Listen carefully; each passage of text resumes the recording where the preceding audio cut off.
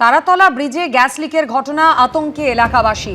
তারাতলা ব্রিজের উপর গাড়িতে থাকা এলপিজি সিলিন্ডার থেকে গ্যাস লিক করার ঘটনা ঘটে। একটি সিলিন্ডার থেকে গ্যাস বেরোতে শুরু করে, সাময়িকভাবে ব্রিজে বন্ধ করে দেওয়া হয় যান চলাচল।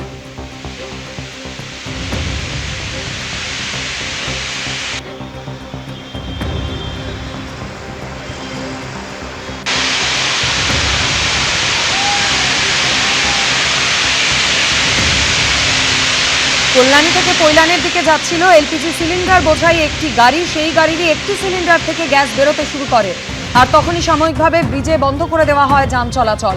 দমকল ও পুলিশ ঘটনাস্থলে গিয়ে পরিস্থিতি নিয়ন্ত্রণে আনে। ঝাঁকুনির জেরেই গ্যাস লিকের ঘটনা ঘটেছে, প্রাথমিক অনুমান দমকলের। তৃণমূলের পরিষদীয় দল কি ভাঙতে বসেছে? জোরালো হচ্ছে সেই প্রশ্ন। কারণ সূত্রের দাবি, শীর্ষ নেতৃত্বকে অন্ধকারে রেখেই পৃথকভাবে বৈঠক করেছে অন্য গোষ্ঠী। আর ওই বৈঠক করার জন্য দুই বহিষ্কৃত বিধায়কের দিকে আঙুল তুলেছেন মদন মিত্র। যদিও বৈঠকের বিষয়টা অস্বীকার করেছেন ঋতব্রত বন্দ্যোপাধ্যায় এবং সন্দীপন সাহা। বিধায়ক সংখ্যা কমতে কমতে ৮০-তে এসে ঠেকেছে। দলের কর্মসূচিতে অধিকাংশ জনপ্রতিনিধি থাকছেন না। পুরসভাগুলিতে ইস্তফার হিড়িক পড়ে গেছে। তার মধ্যে ক্ষোভ বিক্ষোভের বহিঃপ্রকাশও তো রয়েছে। তৃণমূলের অবস্থা যেন এখন বালির প্রাসাদ। এই প্রেক্ষাপটে দলের কীর্তিকলাপ ফাঁস করে দিলেন খোদ দলেরই দুই বিধায়ক। দল বহিষ্কার করল দুই বিধায়ককে, একজন উলুবেড়িয়া পূর্বের ঋতব্রত বন্দ্যোপাধ্যায় এবং দ্বিতীয়জন এন্টালি সন্দীপন সাহা। এই ভঙ্গুর পরিস্থিতিতে কি তৃণমূলের পরিষদীয় দল ভাঙতে বসেছে?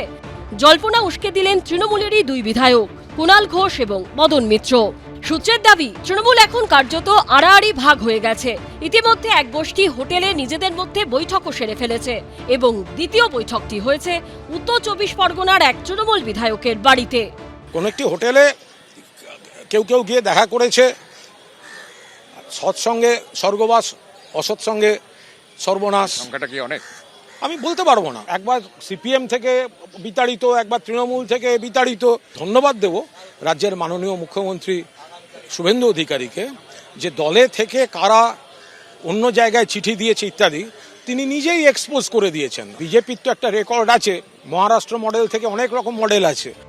সূত্রের দাবি, শীর্ষ নেতৃত্বকে পুরোপুরি অন্ধকারে রেখে সোমবার কলকাতার হোটেলে হওয়া বৈঠকে ৬ জন তৃণমূল বিধায়ক উপস্থিত ছিলেন।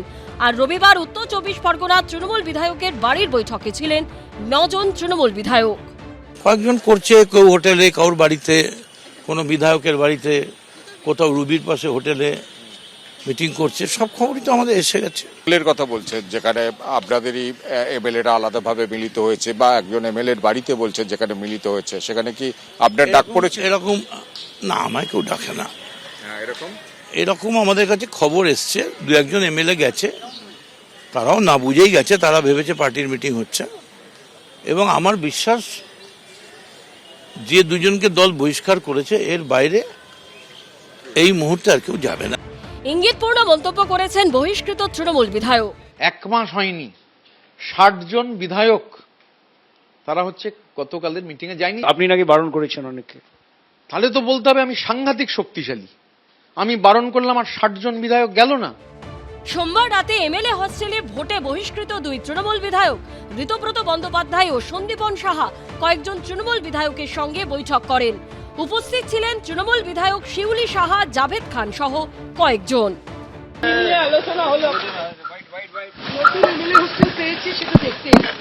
তাই হোস্টেল নাম্বারটা কি কত এটা দেখতে, যাদের দুজনের সাথে দেখা হলো দুজনেই তো সাসপেন্ড হয়েছেন, পার্টি থেকে বহিষ্কার করে দেওয়া। এমনি দাঁড়িয়ে আছেন, কথা হলো, বিধায়ক বহিষ্কৃত নয়। তারপর ওরা কি বললো? না কিছু না, আমি হাই হ্যালো করলাম। না না, ওরা তো কিছু বললো না, ওরা কিছু বললো না, ওরা এসছে কথা বললো। তৃণমূলে যখন ভাঙার জল্পনা, তখন হাসি চওড়া হচ্ছে বিজেপির। হোটেলটার নামটাই তো ভয়ানক সিগনিফিকেন্স, গেটওয়ে। বাবা, এটা কুণাল ঘোষ বলছেন, ওনার কাছে অনেক রকমের খবর থাকে। উনি এখন এনজয় করছেন নাকি খুশিতে আছেন, এটাও চিন্তার ব্যাপার। যাক, একটা কিছু হচ্ছে। ১ মাসও হয়নি, ক্ষমতা থেকে গেছে তৃণমূল। তারই মধ্যে দল টুকরো হওয়ার জল্পনা তুঙ্গে। কৃষ্ণেন্দু অধিকারী, আশাবুল হোসেন ও শিবাশিস মৌলিকের রিপোর্ট, এবিপি আনন্দ। তৃণমূলের সই জালিয়াতি ফাঁস করলেন তৃণমূলেরই দুই বিধায়ক সন্দীপন সাহা এবং ঋতব্রত বন্দ্যোপাধ্যায়। তারপরই তাদের বহিষ্কার করল তৃণমূল। যদিও তারপরও তাদের দাবি, যা করেছেন ঠিক করেছেন। এই প্রেক্ষাপটে সরাসরি অভিষেক বন্দ্যোপাধ্যায়কে হুঁশিয়ারি দিয়েছেন মুখ্যমন্ত্রী। তিনি বলেন, যিনি চিঠি পাঠিয়েছেন তাকে জবাবদিহি করতে হবে। তিনি কেন প্রতারণা করেছেন, আইনে যা ব্যবস্থা আছে তাই হবে। এর চেয়ে নিয়ম বহির্ভূত অনৈতিক কাজ হতে পারে কি? হুইসেল ব্লোয়ার হিসেবে কাজ করা, সেটা আমি এবং ঋতব্রত ব্যানার্জি করেছি। আপনারা চিঠি দিয়ে কি কোনো অভিযোগ করেছিলেন? কি অভিযোগ করেছিলেন? কাউকে না কাউকে somebody has to bell the cat. শাসক থাকাকালীন দুর্নীতি, বিরোধী হয়েও জালিয়াতি, আর তৃণমূলের সই জালিয়াতি ফাঁস করলেন তৃণমূলেরই দুই বিধায়ক, আর তাদের নাম প্রকাশ্যে আনলেন খোদ মুখ্যমন্ত্রী। দুই তৃণমূল বিধায়কও বুক ঠুকে বললেন, যা করেছেন ঠিক করেছেন।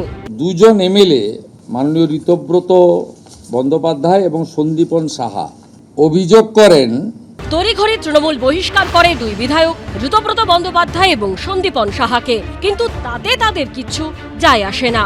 কে এত দুর্নীতি সেগুলো সামনে আসছে, বিভিন্ন জায়গায় জনরোষ, মানুষ নানান রকম প্রশ্ন করছে। তার সেটা কি এনাফ ছিল না যে তার উপরে আবার একটা সই জালিয়াতির কাণ্ড করতে হলো দলকে?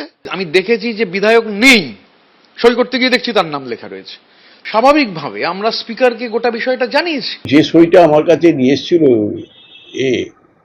সিআইডি, সেই সইটা আমার নয়। রেজুলেশনের কাগজে আমাকে যে সইটা আমায় দেখিয়েছে সেই সইটা আমার নয়। শোভনদেব চট্টোপাধ্যায় বিরোধী দলনেতা হবেন এই মর্মে একটি প্রস্তাব নিয়েছিল তৃণমূল।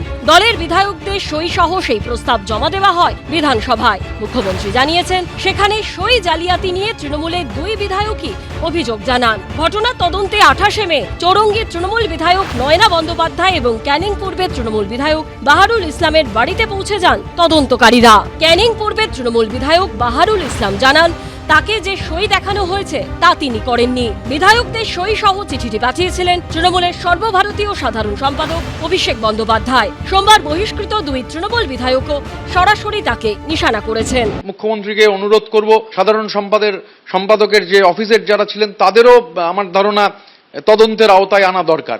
একটা অ্যাটেন্ডেন্স খাতাকে রেজলিউশনে পরিণত করে অনুপস্থিত বিধায়কদের নাম ব্লক লেটারে লিখে সাধারণ সম্পাদক অভিষেক বন্দ্যোপাধ্যায় তিনি সেটা মাননীয় অধ্যক্ষের কাছে পাঠিয়ে দিলেন রেজলিউশন হিসেবে। এর চেয়ে নিয়ম বহির্ভূত অনৈতিক কাজ হতে পারে কি? এই প্রেক্ষাপটে সরাসরি অভিষেক বন্দ্যোপাধ্যায়কে হুঁশিয়ারি দিয়েছেন মুখ্যমন্ত্রী। যিনি সেন্ডার তাকে জবাবদিহি করতে হবে, কেন তিনি ফরজারি করেছেন। আইনে যা ব্যবস্থা আছে তাই। সই জাল কাণ্ডে শনিবার অভিষেক বন্দ্যোপাধ্যায়ের 188 হরিশ মুখার্জি রোডের বাড়ি ও তারপর তার কালীঘাটের বাড়িতে যান সিআইডি আধিকারিকরা। নোটিশ দেন অভিষেক বন্দ্যোপাধ্যায়কে, তবে সোমবার হাজির হননি তিনি। যারা তদন্তে সহযোগিতা করবেন নিশ্চয়ই তাদের কথা তদন্তকারীরা একরকম ভাববেন, আর যারা তদন্তে অসহযোগিতা করবেন তাদের জন্য আইনে যা আছে তাই হবে। আপনাদের কেউ যারা এই অবৈধ কাজ করেছেন, সই চুরি করেছেন, ছাড় পাবেন না, এটা খুব স্পষ্টভাবে আমি আপনাদেরকে জানিয়ে দেব। ঘটনা প্রকৃতি যেদিকে এগোচ্ছে তাতে জালিয়াতির জল বহুদূর অব্দি গড়াবে বলেই রাজনৈতিক মহলের ধারণা। আশাবুল হোসেন ও উজ্জ্বল মুখোপাধ্যায়ের রিপোর্ট, এবিপি আনন্দ। এবিপি আনন্দ, এগিয়ে থাকে, এগিয়ে রাখে।